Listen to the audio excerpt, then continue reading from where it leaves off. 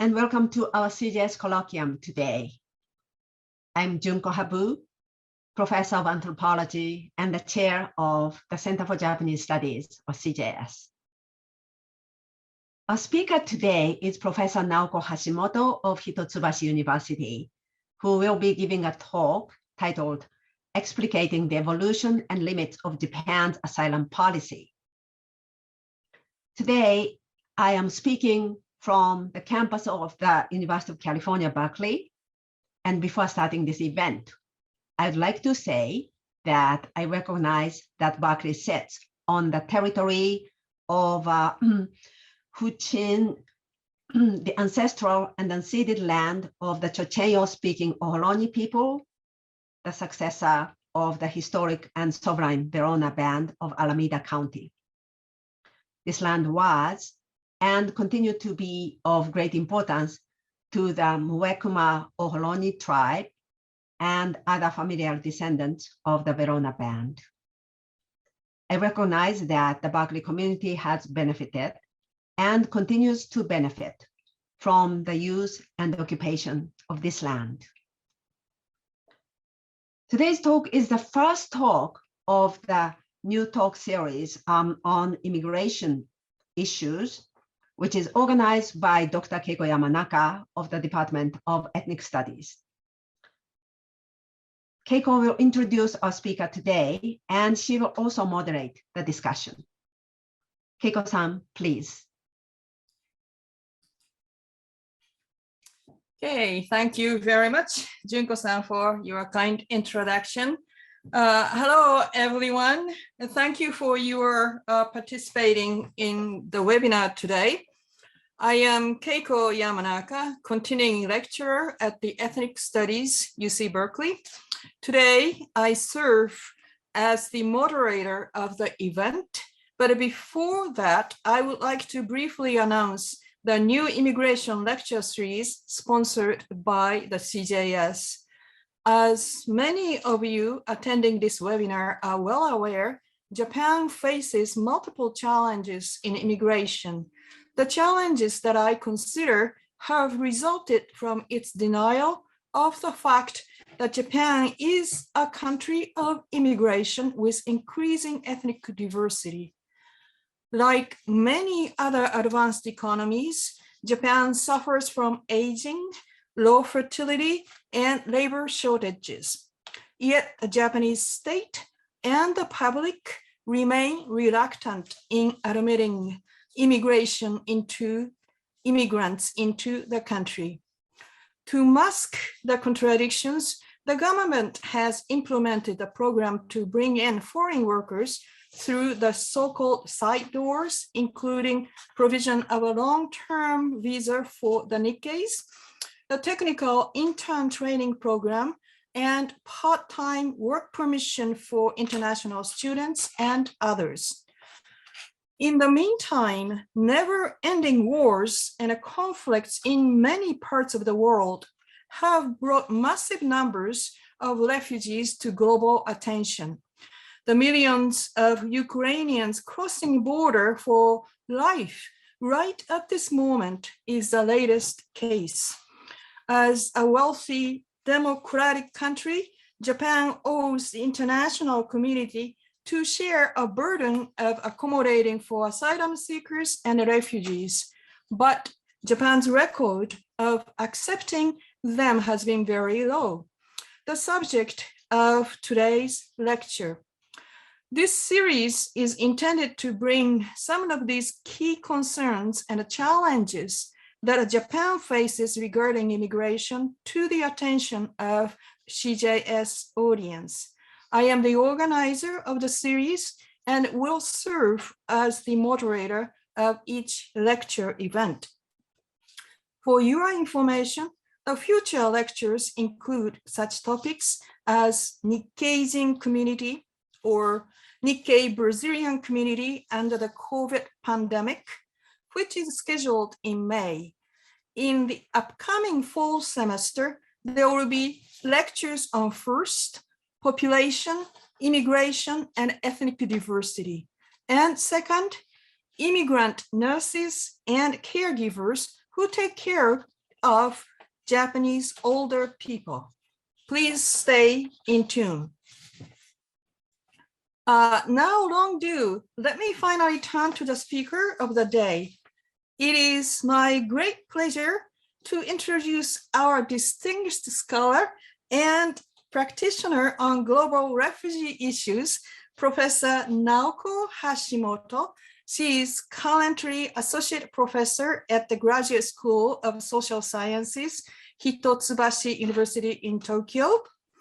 Before embarking on the academic position, she worked as a staff member of the two major international refugee and migration organizations, namely UN High Commissioner for Refugees and International Organization for Migration. In Japan, she worked for the Ministry of Foreign Affairs and currently serves as a refugee adjudication counselor appointed by the Ministry of Justice. Professor Hashimoto received her master's degree in Forced Migration Refugee Studies Center of University of Oxford and Master of Laws in International Human Rights Law from University of London. She acquired her PhD in politics from University of Sussex. Naoko-san, please start. Thank you very much, Professor Yamanaka, for your very kind introduction. And good morning or good evening or good afternoon, wherever you are. I'm very flattered to have so many, people listening to my talk. I only have actually 45 minutes. So without further ado, let me share my slides. All right, so the title of my talk today is Explicating the Evolution and Limits of Japan's Asylum Policy. And just a moment, sorry. Yes, so basically, as I promised in the blurb of the event, I am going to try to answer three major questions surrounding Japan's asylum policy. One, why does Japan recognize so few refugees? Question two, why did Japan embark upon refugee resettlement in 2008? I'm going to explain what refugee resettlement is. Thirdly, how has Japan been implementing the Afghan evacuations to Japan?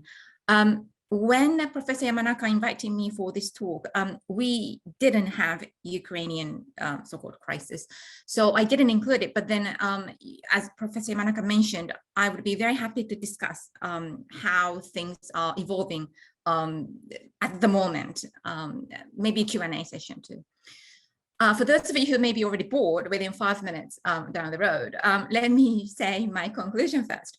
So obviously, Japan's asylum policy has evolved since 1975, but it still contains a lot of limitations.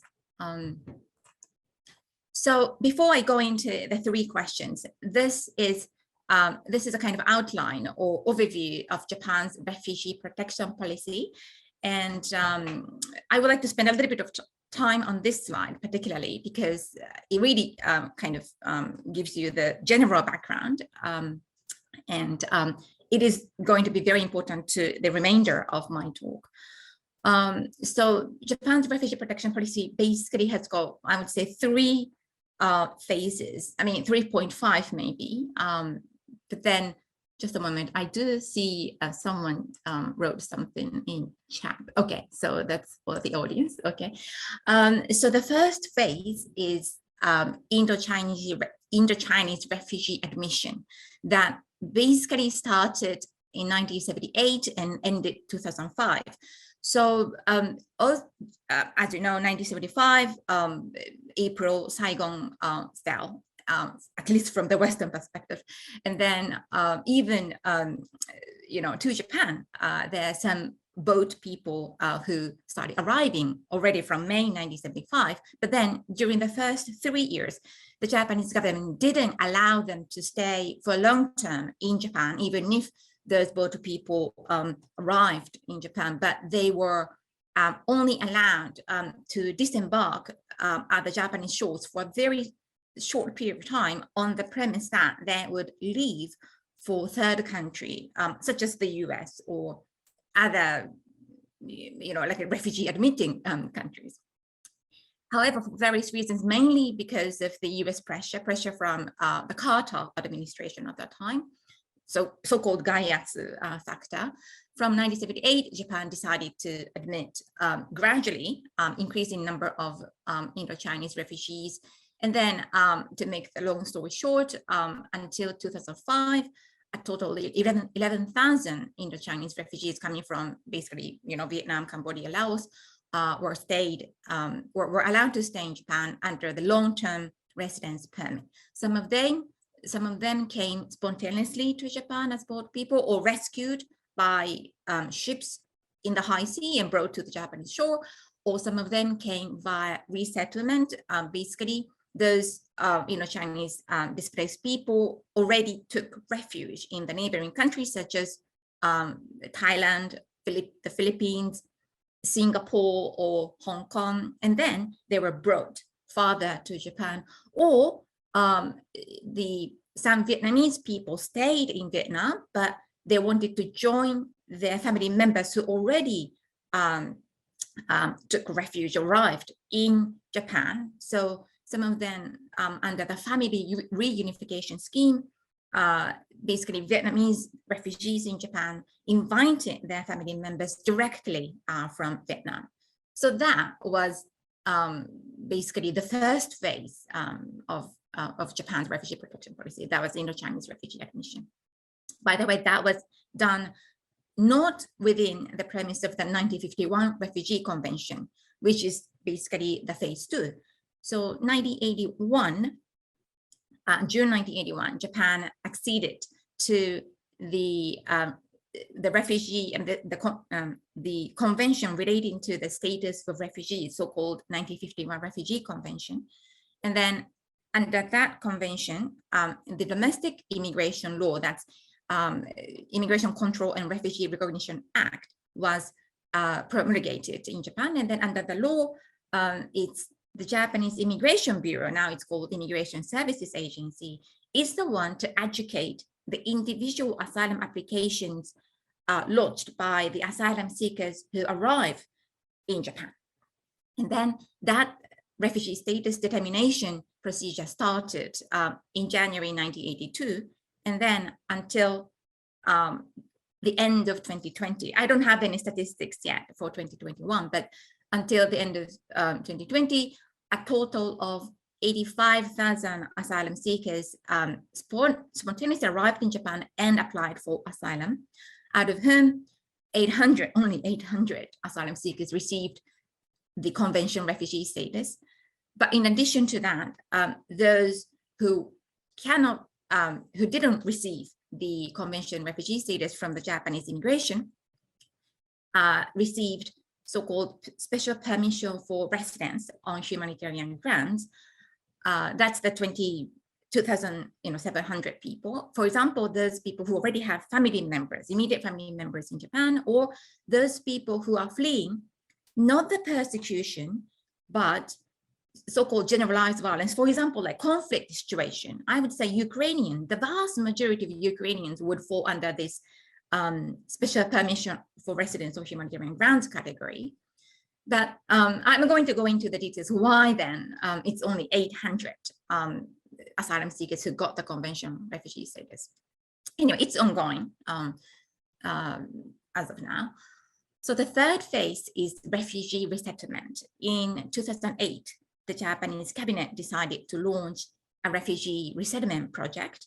And then the operation started 2010. And then it's only like 30 Myanmar refugees who are taking refuge either in Thailand or Malaysia to admit to Japan annually. So it's a very, very small, minuscule number as compared to those people in need of protection in the world. So far, there have only been less than 200 refugees admitted via this resettlement route. So that's the third phase. There's another phase, humanitarian admission of Syrian refugees taking refuge in Turkey, Jordan, Lebanon. They are admitted to Japan as students, foreign students, to study mainly in postgraduate level at Japanese universities. This new scheme was announced 2016, obviously in view of the Syrian refugee. I don't like the term crisis, but for the benefit of the time, let me use the term crisis, Syrian refugee crisis. It's only, again, a very small number. So those public, the MOFA scheme is run by JICA, and then it's only 100 to 150 Syrian refugees, and then they are allowed to bring in their immediate family members. So as in total, that would be roughly speaking 500 Syrians. But then in addition to that, some Japanese NGOs started to sponsor some, again, Syrian refugees, and they are to study at the Japanese language school in Japan.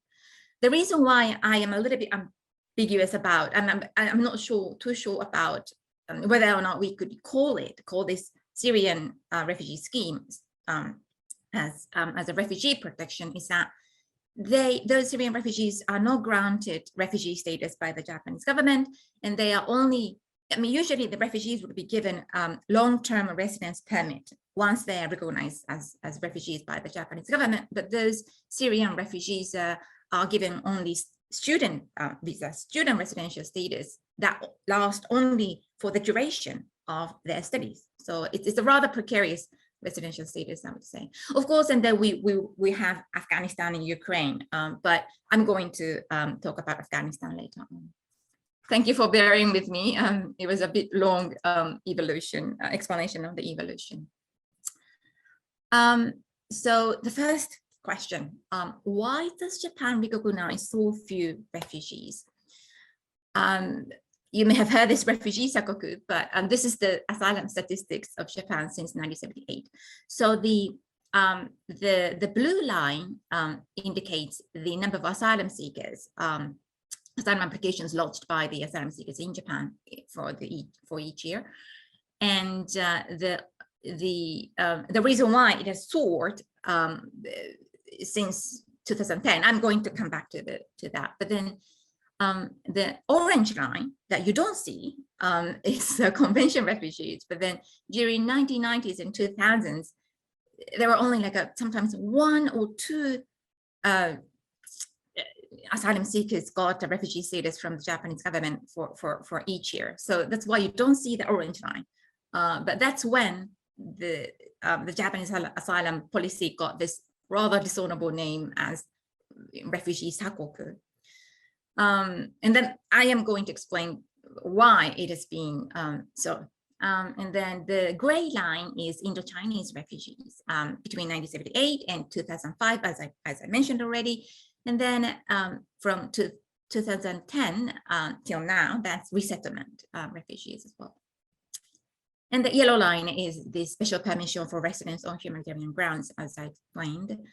And then basically for the past 40 years since Japan acceded to the Refugee Convention, the largest number of refugees who got the refugee status from Japan, I saw was 40 individuals or 50 individuals per year.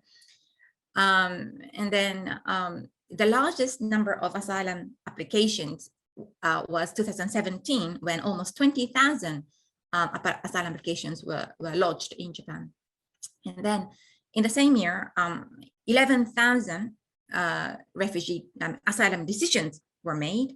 And then 2017, the same year, only 20 asylum seekers got the refugee status. So if we divide 20, that is the asylum seeker who got the refugee status, if we divide that number by the number of asylum decisions, by the way, we shouldn't divide the number by the asylum applications, because not all the asylum applications are adjudicated within the same year. So anyway, 2017, 11,000 asylum decisions were made. So if we divide 20 by 11,000, that would lead to 0.17%. So this is the number I would like to explain in the next slides. Why it has been so low? There are three major criticisms by human rights lawyers, asylum lawyers, and NGOs, and three major rebuttals by the Japanese government. So let me start with major criticisms by the lawyers and NGOs. So the first criticism is this: the Japanese government adopts a too narrow interpretation of the notion of persecution. Basically, refugees are, under the 1951 Refugee Convention, those people who have well-funded fear of being persecuted due to the reason of race, religion, nationality, membership of a particular social group, or political opinion. So basically, the persecution is the key term to judge whether the asylum seeker is a refugee or not. So how does the Japanese government interpret the notion of persecution?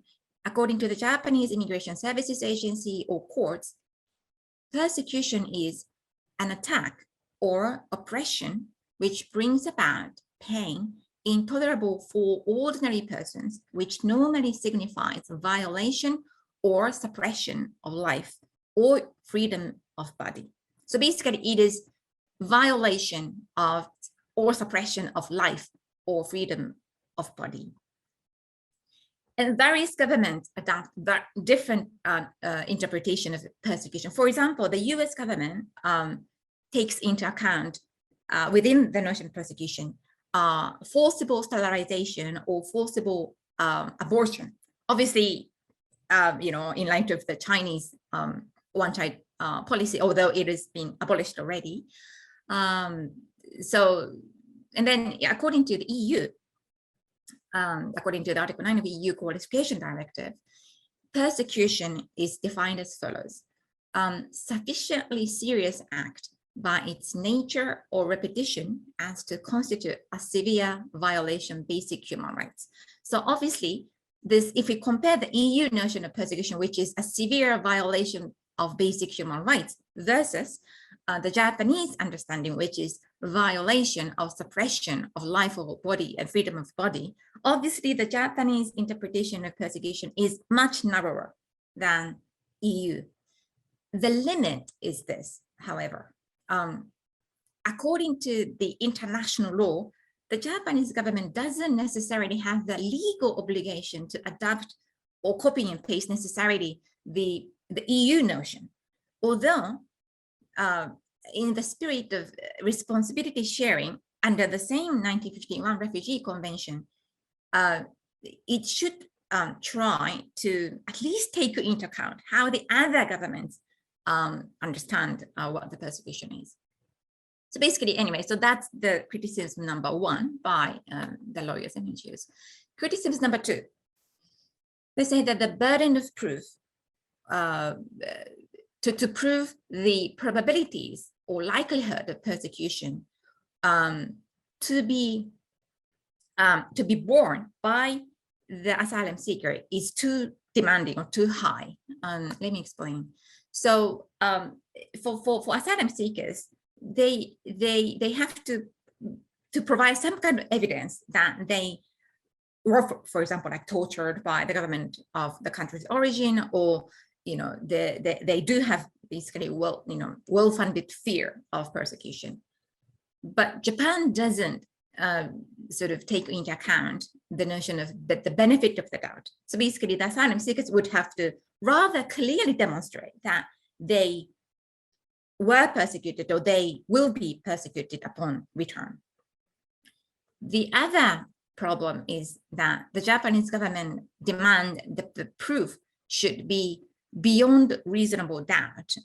For those who are lawyers here, it's a rather high threshold, usually required for criminal cases.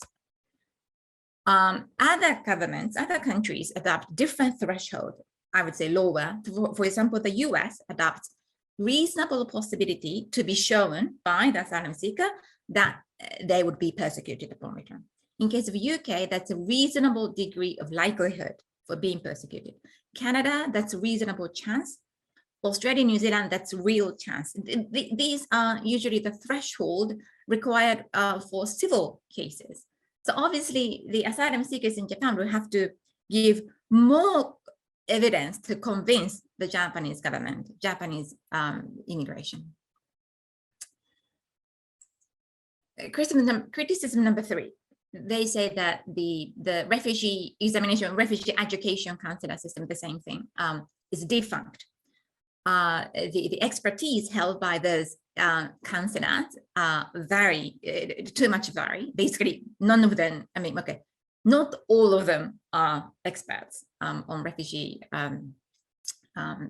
protection. And I agree with them, at least partly. And they say that the examination counselor system is not independent from the MLJ, Ministry of Justice, because the Immigration Bureau actually serves as the secretariat for the consular system. It's debatable. I mean, well, by the way, I also am one of them, but then I don't necessarily feel that I was pressured not to give a harsh comments on the asylum applications. I mean, basically the examination counselors review the negative asylum decisions already made by the immigration authority. So if I disagree with the negative decisions already made, I would put forward my opinion, then saying that I think this person is actually a conventional refugee. However, actually our views, their views, are not legally binding according to the Japanese domestic law. So they say, the lawyers and NGOs say that this refugee examination counselor system is not functioning. Right, okay, I think they do have a point. So these were basically the major three criticisms to explain the low refugee recognition rate. Now, rebuttal from the Japanese government. The first rebuttal is the GOJ basically say that no, the vast majority of asylum seekers are just economic migrants. Why can't they say that? So this is the same asylum statistics.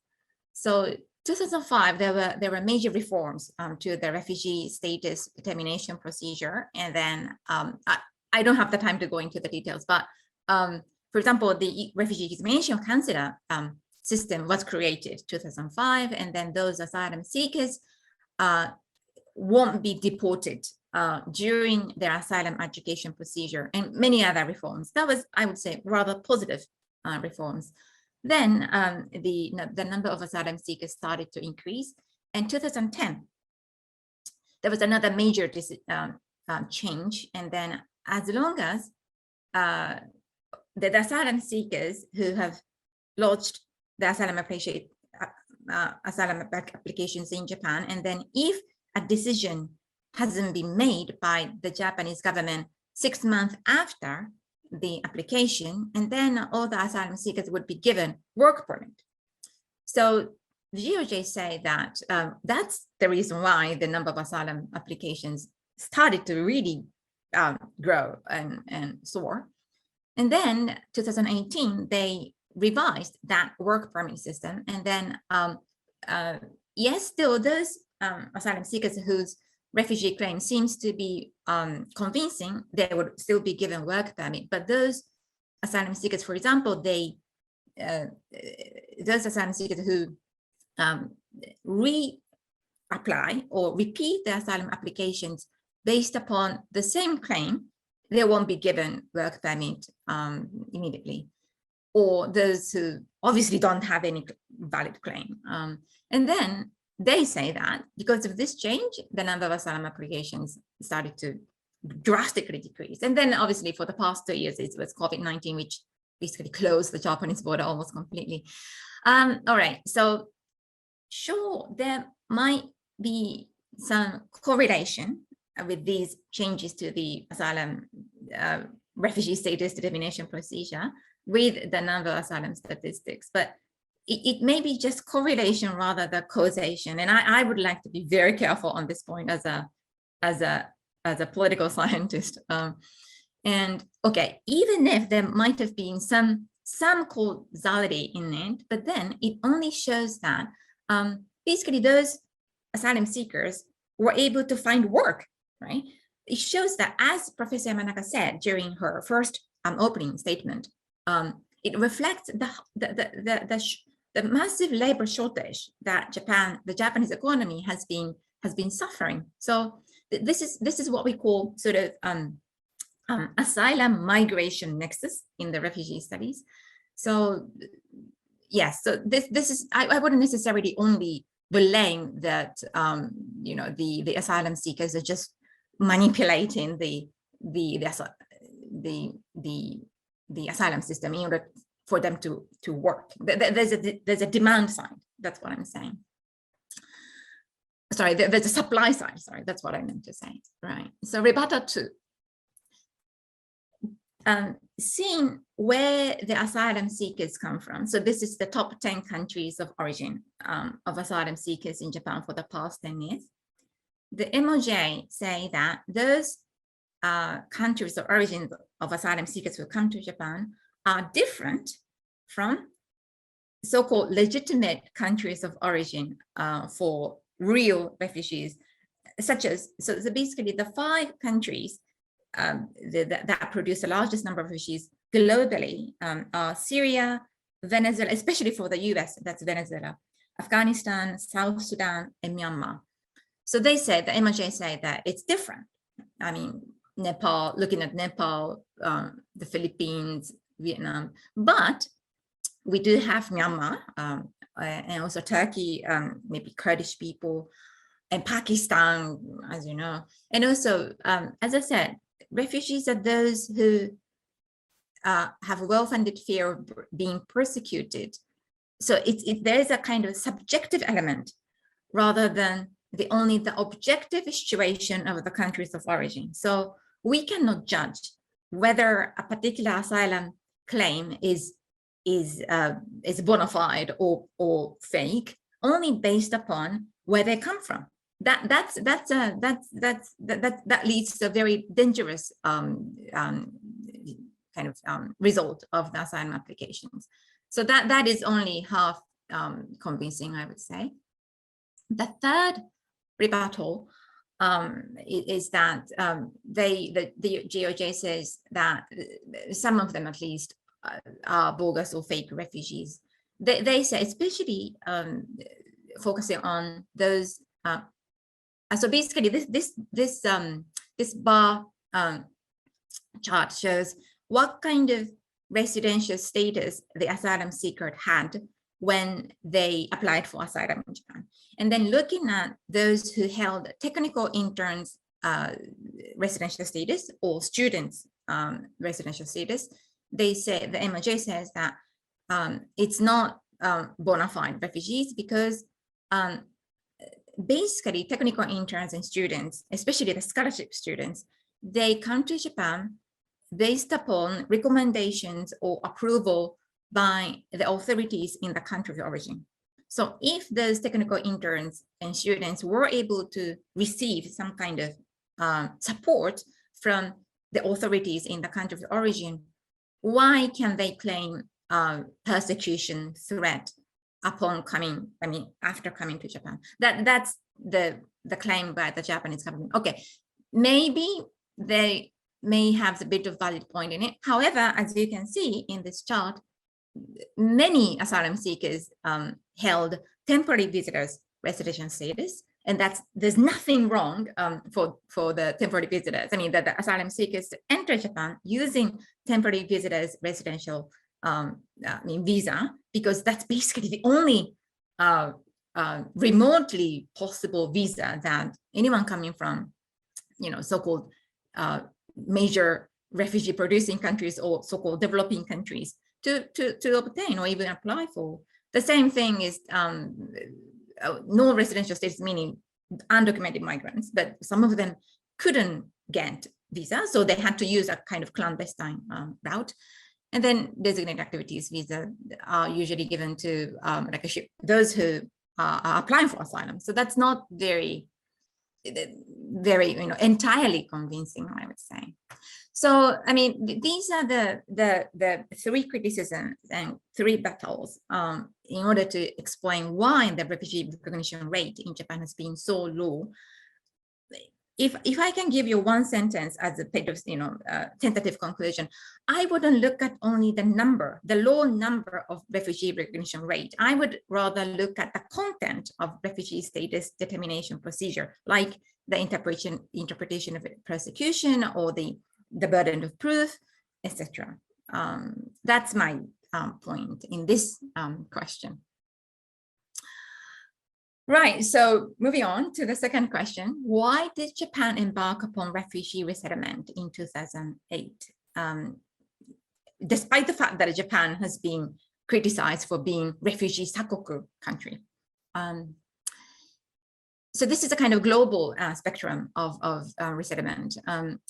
This chart graph doesn't really show necessarily what I want to say here, but then basically for the past 20 years, the number of countries implementing refugee resettlement has drastically increased. It's almost tripled. And then obviously, and then the number of refugees who got resettled also increased at least until 2016, basically Obama administration.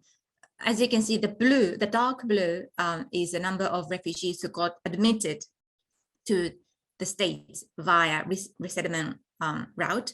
And well, during the Trump era, I mean, obviously the number really decreased sharply. But then my understanding is that the President Biden has announced to admit 60,000 refugees for 2021. So I'm sure, US is going to come back as a hegemon of refugee resettlement in the world.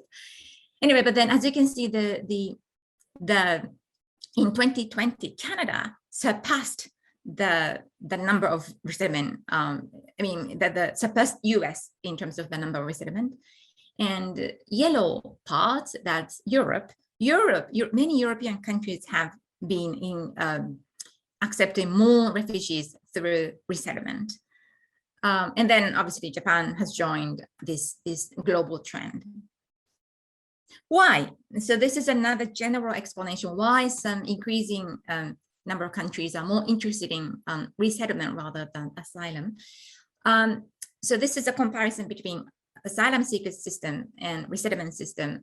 In the US law, those who come to the US spontaneously and apply for asylum in the States are called asylees, whereas refugees in the US law, that's those who come through resettlement route. So the terminology is slightly different in the States.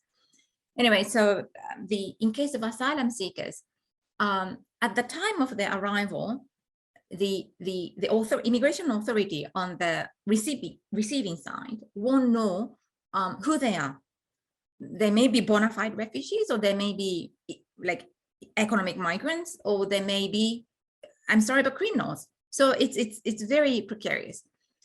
At the same time, once they are in your jurisdiction, immigration cannot expel them or deport them until and unless those asylum seekers are found not to be a refugee.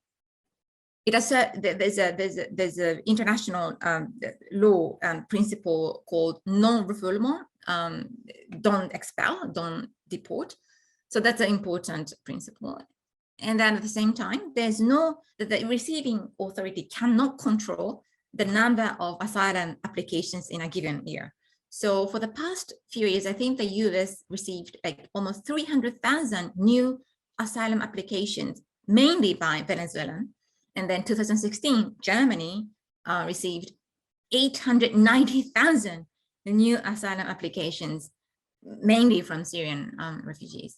So it's a hard situation for the immigration anywhere in the world. And then the arrivals of asylum seekers are usually spontaneous and very much often clandestine. And then it can be, the asylum education system can be extremely costly, especially like what I'm doing, like, at the level of judicial review. I mean, Immigration Bureau is paying for the service that I do for them. In the region where there is a regional courts, like European courts on human rights, then it's going to be more expensive administratively. And also there's a bit of a political implication of calling someone a refugee because it has a certain connotation that because the authority in the country of origin failed to provide protection for the particular individual, therefore the person should be admitted to another country and protected as a refugee. So, for example, under the Cold War, the US government almost automatically admitted all those who were fleeing, you know, across the Iron Curtain, those people coming from the Eastern Bloc, because it served the self-interest of the US government to criticize the ideology, the communist ideology. So there is always a political implication. That's the asylum system. Whereas resettlement system, it's a rather different kind of logic and procedures. Because the refugees are still in the neighboring countries, they are taking refuge in the first countries of asylum. For example, in the case of Myanmar, they still stay in Thailand or Malaysia, and then UNHCR or IOM, in the case of US, that's IRC, International Rescue Committee, they compile basic profiles of the individuals while they are still in the first countries of asylum, neighboring countries, and then they submit, those institutions, they submit the individual profiles to the immigration authority of the receiving side, and then the receiving side would select based upon that profiles of the individual refugees who want to resettle to your country.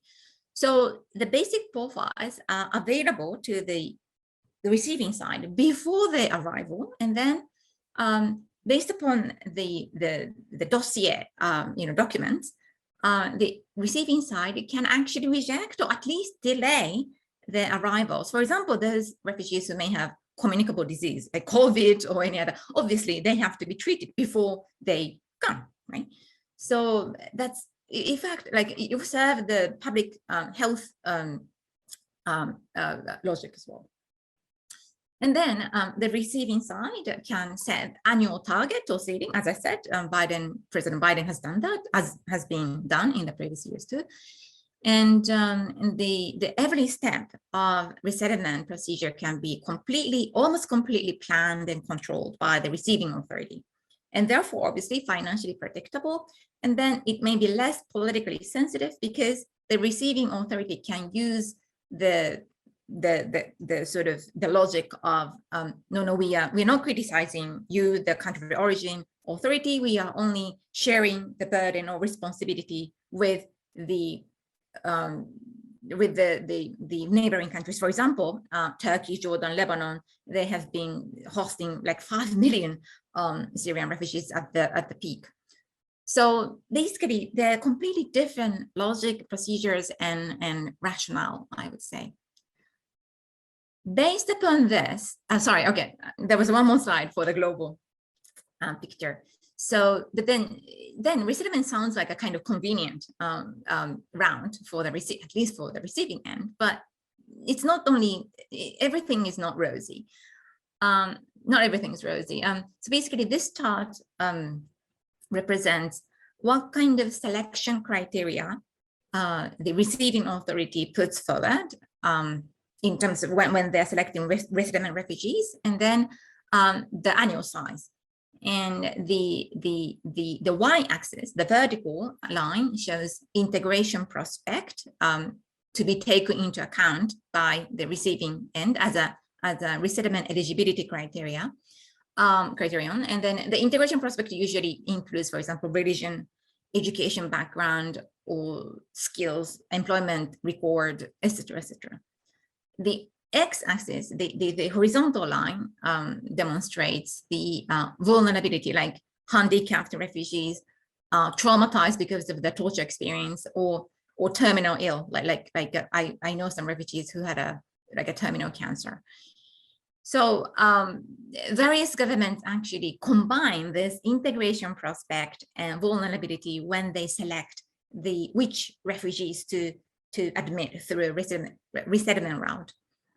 And then the size of the circles represent the annual average number of resettlement cases admitted to a given country between 2010 and 2014.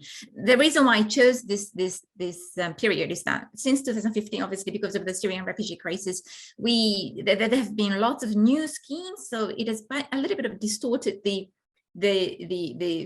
eligibility criteria on various scales. So anyway, so I chose this 5 years period. So the largest circle represents the states, and then actually the states belongs to this lower right corner, and then so the US government takes into account less integration prospect, but more vulnerability, which is actually great. And then the champion of this criterion is eligibility criteria, Sweden and Finland. They don't care what kind of integration prospect that refugees have, but rather only vulnerability. However, the vast majority, like many countries actually belong to this upper right. Canada, Denmark, Australia, Germany, UK. So they take into account both integration prospect and vulnerability. By the way, here we come, Japan, it's here. So Japan doesn't take into account vulnerability, but only integration prospect. And it's not even circle, it's like a dot because of the very small number of annual quota. So this is the general background. Then why in 2008, Japan kind of suddenly decided to start resettlement rather proactively and voluntarily. In fact, this was my PhD research. So I mean, I could talk like hours after hours, on this slide, but then let me, only give you the gist of it. For those who are political scientists, my theoretical framework was institutional theory. And then I tested the hypothesis derived from basically 3 major institutional theories, which are rational choice institutionalism, normative institutionalism, or historical institutionalism. And then the first 2 points of this slide belong to the rational choice institutionalism, basically self-interest. Basically, my argument was Japan started resettlement to ameliorate its international reputation tarnished by this refugee sakoku, the low refugee recognition rate, by way of becoming the first resettlement country in Asia, at least in the recent history in the global refugee regime. Also, as I've shown in the previous slides, resettlement allows very much state-led positions, and then there is a possibility to admit so-called like good refugees, which I don't like this terminology, but there are some arguments in it. The second category, the 4 dots, belong to normative institutionalism. Basically, it's the logic of appropriateness or altruism or humanitarianism. In fact, there was a keen interest from a certain Japanese local non-profit making organization to admit refugees from Myanmar. Actually, some politicians saw some value in resettlement because they thought that that could promote internationalization of Japan, although internationalization is a rather obsolete term, in my opinion. Also, there was some strong support by senior MOFA officials at that time. I mean, 2006, 2007, roughly around that period. Also, it was a little bit by accident, but some Dervish immigration officials happened to be stationed in all key decision-making positions in Kasumigaseki. So that helped for the resettlement idea to be pursued within the various interministerial negotiations. The third category, the last 2 dots, belong to the path dependency or historical institutionalism. So basically the 2008, the recent resettlement policy basically followed the precedents of Indo-Chinese refugee admission experience that Japan has had. And also a little bit kind of counterintuitively, but my argument was the resettlement project was launched actually in order to maintain the restrictive asylum education standards as we have seen. So these are the kind of various logic and rationale, and the self-interest arguments and humanitarian arguments, they have been discussed elsewhere, but then I think this notion of path dependency hasn't been explored anywhere. So by the way, I'm trying to turn my PhD thesis into a monograph. So for those who are interested in, please stay tuned. Anyway, Finally, on this slide, in the decision-making process, there were two key players. There were two senior Japanese international staff who were working for the UNHCR Tokyo office, 2006, 7, 8. And then one of them used to work for MOJ, and the other was a MOFA career diplomat who was seconded to UNHCR Tokyo office. So they were kind of idea carriers, for those who are familiar with this academic term. So this is basically my explanation why Japan, the refugee sakoku country, even started refugee resettlement in 2008. I am aware of the time, so let me jump to the third question. How has Japan been implementing the Afghan evacuations? The rationale is this: basically, Taliban now controls the country, and for those who used to work, the Afghan local people who used to work for foreign entities are regarded by Taliban as infidels or traitors, or in local language, kafir, and therefore, according to the Taliban code of conduct, actually those traitors, Afghan traitors who used to work, who collaborated with foreign entities, they should be executed. It was written like that. So therefore, the many foreign troops or foreign embassies, foreign countries, they evacuated their local Afghan staff together with their staff. So basically, if you want to Google, most of the articles would hit by Googling the ex-Afghan interpreters evacuation. And this is basically those, obviously they are coming, the photograph, probably they are coming to the US because it was photographs shared by the US Marine Corps. So many countries, okay, I don't have the time to go into the details, I'm sorry for that, but then many countries, many major donor countries or troop contributing countries, such as the US, Germany, UK, Canada, Australia, they have been actively, very vigorously evacuating their ex-local Afghan people, and together with their family members, of course, right? And then, I mean, to jump to the number issue, so far the US evacuated 70,000 Afghan people to the States. And then the remaining countries, like other countries, like 5,000, 7,000, 3,000. And then basically they evacuate the local staff if they used to work for example, the German embassy for a substantive period of time. And that's the eligibility criteria. Now, what Japan has been doing. There are two categories.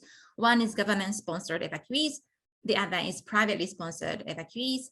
For government-sponsored evacuees, they have to be those who were directly employed by the Japanese embassy or JICA beyond 31st of August 2021, and they could also bring their spouse and children on the premise that they return to Afghanistan upon reopening of the Japanese embassy and JICA office in Afghanistan. If the Afghan local person was working for a Japanese NGO, the only employee can come without family members. That's the official criteria. And then many people are furious about this extremely rigid criteria. So many private individuals or Japanese NGOs, they came forward and became a guarantor, private guarantor. But to apply for those Afghan people to be privately sponsored, they have to secure the following. First, the Japanese guarantor living in Japan who can submit proofs of financial capacity to support the evacuees for long term. Two, valid passports of all the evacuees. How can they get passports by Taliban?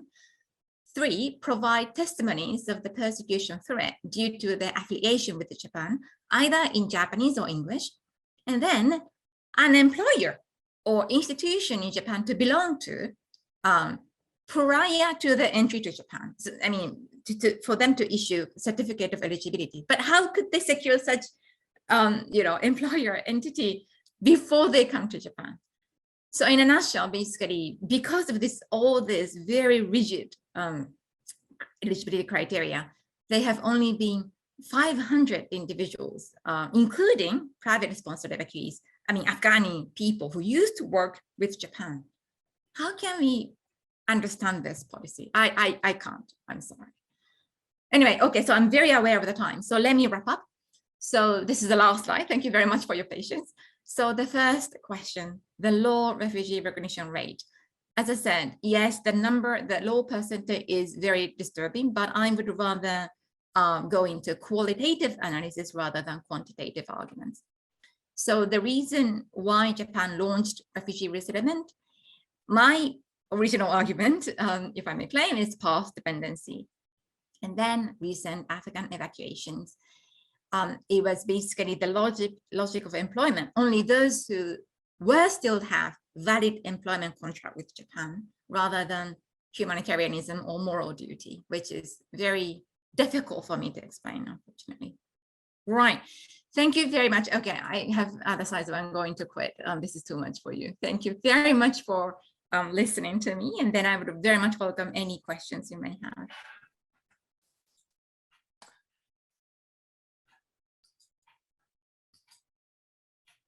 Okay, thank you, Naoko-san. Wonderful talk. You have so much to tell, everything. It was quite rich, inspiring talk. Thank you very much. We now move to my brief comments and to the Q&A session. So while I deliver my comments, which takes about 5 minutes, on your part, please think over your questions.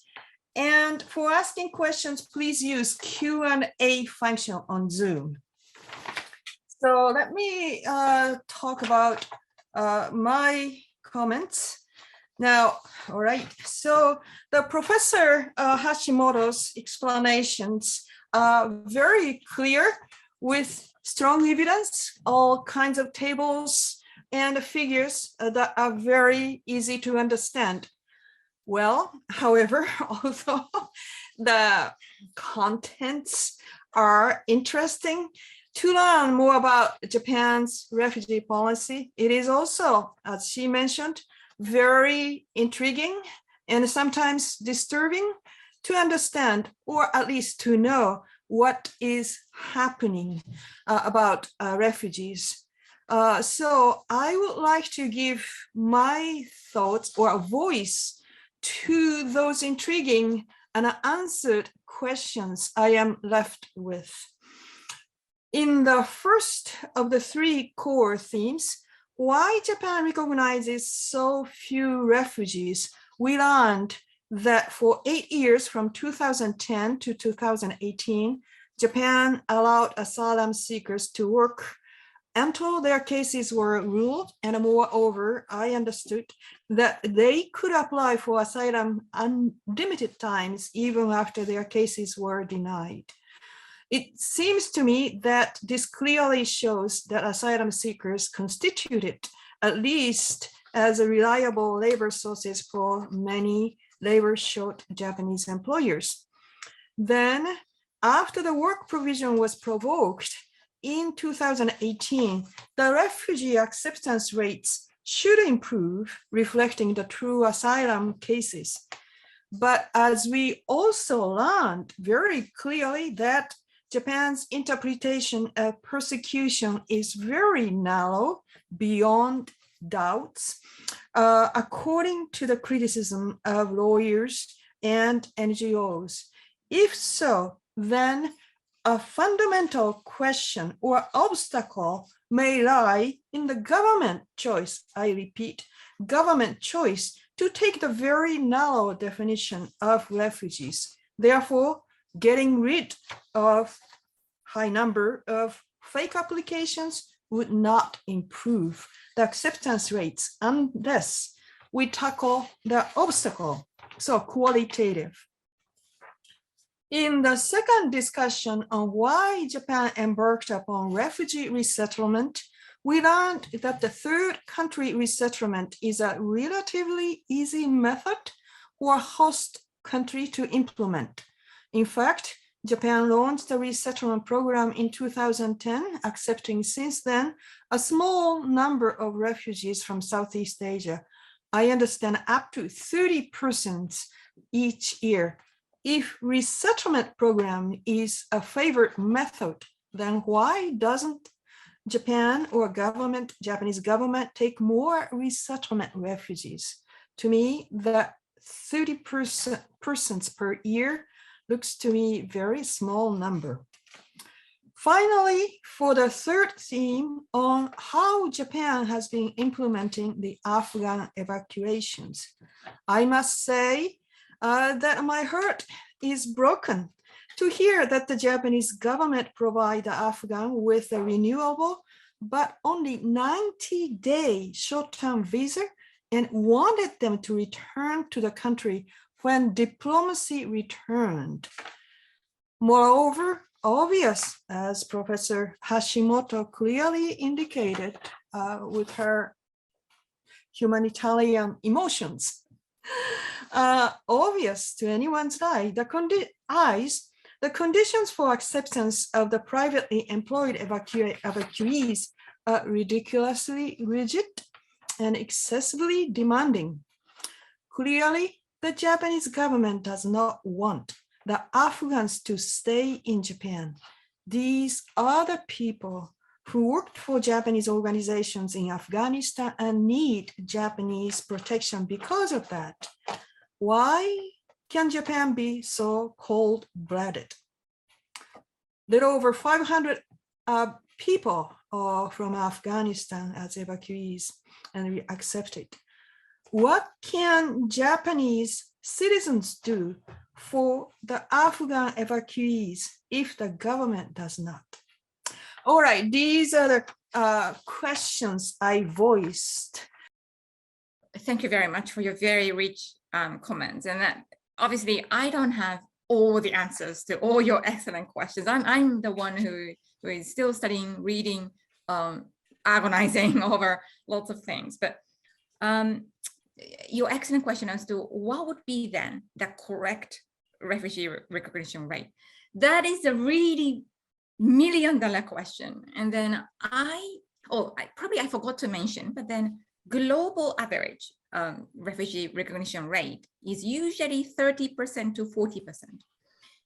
But there's no guarantee that 30%, 40% is actually the correct, because it should all depend upon the content of individual asylum applications. So I would be rather careful not to have any, in case of asylum adjudication procedure, I would be careful not to have any target, numeric target, because it risks, for example, if we say that, 40% is the correct, but then what would happen if we have more, bona fide refugees who come to Japan? Should we cut at when the refugee migration rate reaches 40% and then rejects the remainder of asylum? That would be completely nonsense in the logic of asylum application. So, sorry, I mean, I don't know what the correct rate would be. But you clearly said that it's the content, it's a quality rather than numbers or quantity. Quantity, yeah.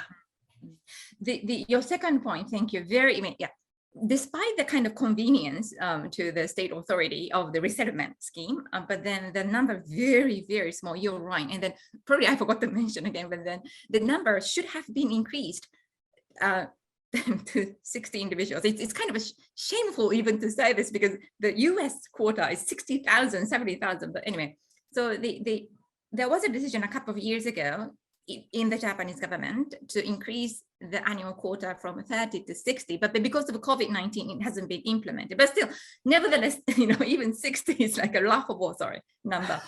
To be honest, I was basically practically involved in the resettlement operations. And what I've observed is that the Japanese government officials, they would like to control every single step, especially the integration progress. How does Myanmar refugees manage to learn Japanese, adjust to Japanese schools, adjust to the employment, etc., etc. And then it seems to me that if there were like thousands, the Japanese government officials think that it would be difficult for them to follow up.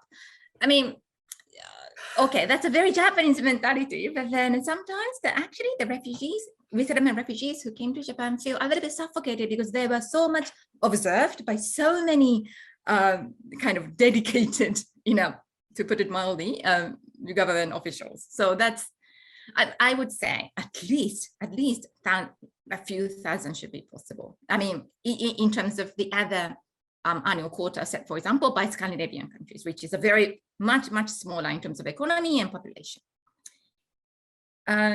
In terms of the Afghan evacuation, I'm sorry, I had to skip so much in the slides, but then, so initially Afghan evacuees, both government sponsored and privately sponsored, they were only allowed to stay in Japan for 90 days. But then because of the lots of criticisms, now they are given this designated activity residential status, so they can now apply for national health insurance, and they are actually allowed to work, which is a kind of recent improvement that has happened last month.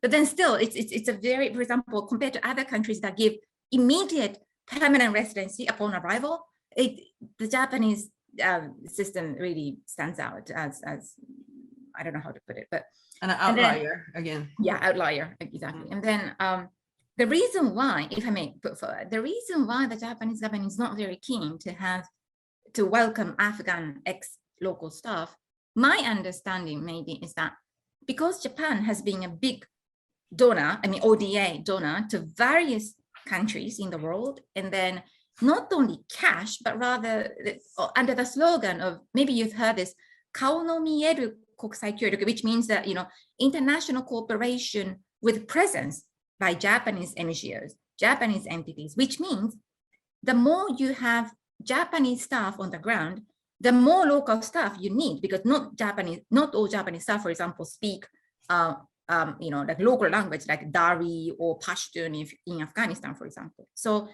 the more international cooperation means the more local staff to be employed, and when emergency happens, the more local staff needs to be evacuated to Japan. I think MOFA doesn't want to bear this responsibility that comes together with international cooperation, if it makes sense. Yeah. Anyway, sorry, I spoke too much. Very much interesting. Okay. Yeah, but anyway, Amina, so I guess, so basically the Japanese government thought that many asylum seekers are basically kind of taking advantage or manipulating the work permit to be given to all the asylum seekers. So they wanted to cut the number of asylum applications which do not have any kind of valid claim. That would be the reason. Thank you, Professor Hashimoto, for wonderful explanations, as well as very detailed, sincere responses to the many questions. Thank you. And then thank you, the participant of this webinar. And we have more than 60 people attending this webinar, and with your support, we had very animated discussions on the very interesting, important question to Japan and also its future. Thank you very much. Thank you very much for all your invitation and also questions. Thank you. Bye.